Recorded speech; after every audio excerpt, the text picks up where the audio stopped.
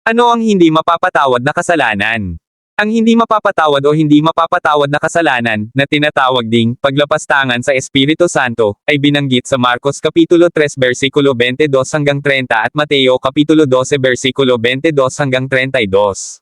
Sinabi ni Jesus, "Tunay na sinasabi ko sa inyo, ang lahat ng kasalanan at anumang paninirang puri na sabihin ng mga tao ay maaaring mapatawad, ngunit may isang pagbubukod, ang sinumang lumapastangan sa Espiritu Santo ay hindi kailanman mapapatawad, sila ay may kasalanang walang hanggan." Ayon kay Jesus, ang hindi mapapatawad na kasalanan ay natatangi. Ito ang nag-iisang kasalanang hindi kailanman mapapatawad, hindi kailanman, ang kahulugan ng, maging sa kapanahunang ito o sa darating na kapanahunan, sa Mateo Kapitulo 12 versikulo 32.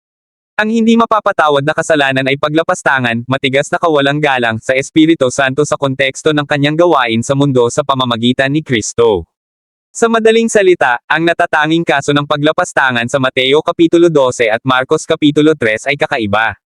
Ang mga pariso, na siyang mga nagkasala nito, ay nasaksihan mismo ang malinaw na ebidensya na si Jesus ay gumagawa ng mga himala sa kapangyarihan ng Espiritu Santo, ngunit kanilang inakusahan si Jesus na sinasaniban ni Beelzebul, ang pinuno ng mga demonyo.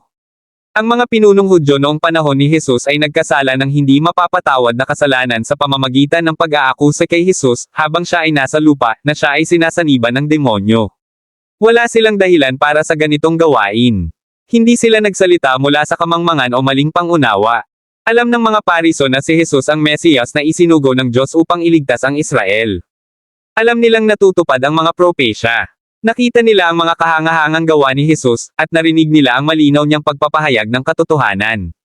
Ngunit sinadya nilang tanggihan ang katotohanan at nilapastangan ang Espiritu Santo. Kahit na nasa harapan na nila ang ilaw ng sanlibutan, sa kabila ng kanyang kaluwalhatian, matigas nilang ipinikit ang kanilang mga mata at naging sinadyang bulag. Kaya, idineklara ni Jesus na ang kasalanang ito ay hindi mapapatawad. Mayroon pa bang hindi mapapatawad na kasalanan ngayon?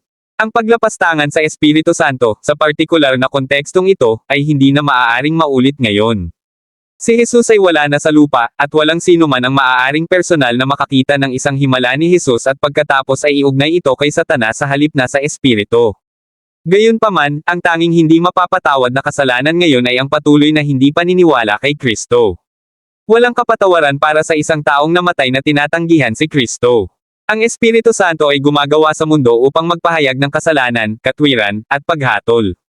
Kung patuloy na lalabanan ng isang tao ang kanyang panawagan at mananatiling hindi nagsisisi, siya ay sadyang pinipili ang impyerno kaysa sa langit. Sinasabi ng Hebreo Kapitulo 11 versikulo 6, kung walang pananampalataya, imposibleng kalugdan ng Diyos, at ang tanging dapat paglagakan ng pananampalataya ay si Jesus. Walang kapatawaran sa isang taong namatay nang hindi sumasampalataya kay Kristo. Ang pag-asa ng kaligtasan. Ipinagkaloob ng Diyos ang ating kaligtasan sa pamamagitan ng kanyang anak. Ang kapatawaran ay matatagpuan lamang kay Jesus. Ang pagtanggi sa nag-iisang tagapagligtas ay nangangahulugang walang natitirang paraan ng kaligtasan, at ang pagtanggi sa nag-iisang kapatawaran ay, malinaw, hindi mapapatawad. Maraming tao ang natatakot na baka nakagawa sila ng kasalanang hindi na mapapatawad ng Diyos at nawawalan ng pag-asa.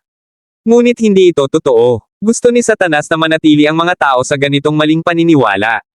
Ang Diyos ay nagbibigay ng pag-asa sa sinumang kinukumbinsi ng Espiritu Santo tungkol sa kanilang kasalanan. Lumapit kayo sa Diyos at siya ay lalapit sa inyo, Santiago Kapitulo 4 versikulo 8. Kung saan dumami ang kasalanan, lalong sumagana ang biyaya, Roma Kapitulo 5 versikulo 20.